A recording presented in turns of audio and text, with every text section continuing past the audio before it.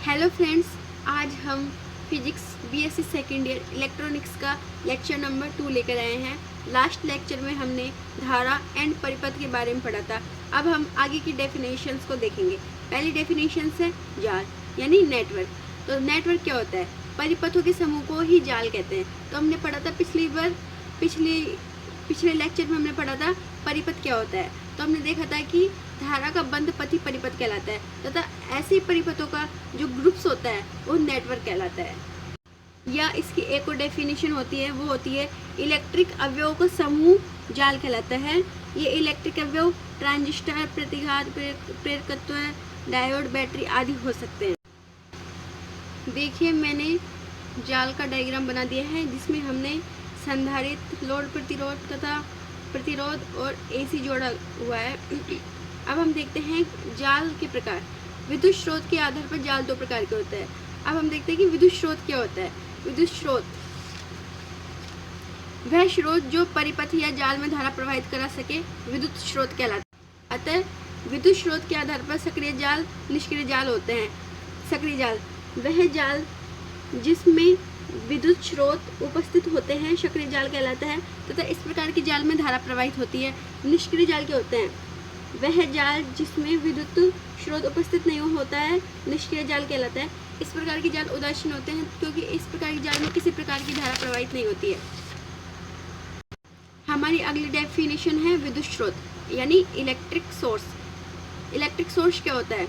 ऐसा सोर्स जो परिपथ या जाल में धारा प्रवाहित करा सके विद्युत स्रोत कहलाता है। विद्युत स्रोत भी दो प्रकार के होते हैं, एक होता है करंट सोर्स, सेकंड होता है वोल्टेज सोर्स। तो हम पहला देखते हैं वोल्टेज सोर्स क्या होता है।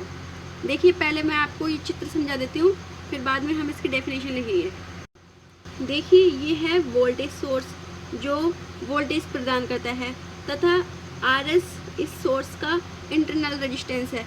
हर एक सोर्स जिसके पास प्रत्येक के पास इंटरनल रेजिस्टेंस होता है तथा जो लोड प्रतिरोध है वह इसके श्रेणी क्रम में जुड़ा हुआ है। अतः हम कह सकते हैं कि अगर आंतरिक प्रतिरोध और लोड प्रतिरोध यदि दोनों श्रेणी क्रम में जुड़े हुए होते हैं तो ऐसा सोर्स वोल्टता सोर्स कहलाता है। ठीक है, तो डेफिनेशन देख लेते हैं हम इसकी। वह विद्युत स्रोत जिसमें आंतरिक प्रतिरोध लोड प्रतिरोध के श्रेणी क्रम में जुड़ा हुआ होता है वोल्टता स्रोत कहलाता है। हम देखते हैं कि प्रत्येक चीज़ के दो पहलू होते हैं, एक तो अच्छा पहलू होता है, एक बेकार पहलू होता है। वैसे ही वोल्टता स्रोत के भी दो पहलू होते हैं, एक तो यानी दो प्रकार होते हैं। पहला होता है आदर्श वोल्टता स्रोत, दूसरा होता है वास्तविक वोल्टता स्रोत। आदर्श वोल्टता स्रोत को आइडियल वोल्टेज सोर्स तथा वास्तविक वोल्टता स्रोत को प्रैक्टिकल वोल्टेज सोर्स भी कहते हैं। अब हम देखते हैं आदर्श वोल्टता स्रोत। हमें पता है कि आदर्श क्या होता है? जो पूरी तरह से सही हो। जैसे कोई व्यक्ति आदर्श हो यानी वो बिल्कुल सही हो, बिल्कुल सच्चा हो, सच बोलता हो। उसी प्रकार एक ऐसा वोल्टता स्रोत जिसमें आंतरिक प्रतिरोध RS का मान 0 होता है तथा जब इसका RS का मान 0 होगा तो वोल्टेज है इसका वोल्टेज सोर्स का पूरा वोल्टेज लोड प्रतिरोध को प्राप्त होगा तथा ऐसे स्रोत को आदर्श वोल्टता स्रोत कहेंगे हम। देखिए, यदि RS का मान 0 होगा तो हम जानते हैं RS = 0 होने पर V = 0 हो जाएगा और V = 0 होने पर शॉर्ट सर्किट हो जाता है, अर्थात उस भाग में धारा का मान नहीं रहेगा, वह भाग बिना धारा के रहेगा, उसमें किसी प्रकार की धारा नहीं होगी, उसे हम शॉर्ट सर्किट कहते हैं। इसलिए हमने यहाँ से वोल्टेज को हटा दिया है। RS = 0 होगा तथा यह आदर्श वोल्टता स्रोत होगा। सेकेंड टाइप है वास्तविक वोल्टता स्रोत।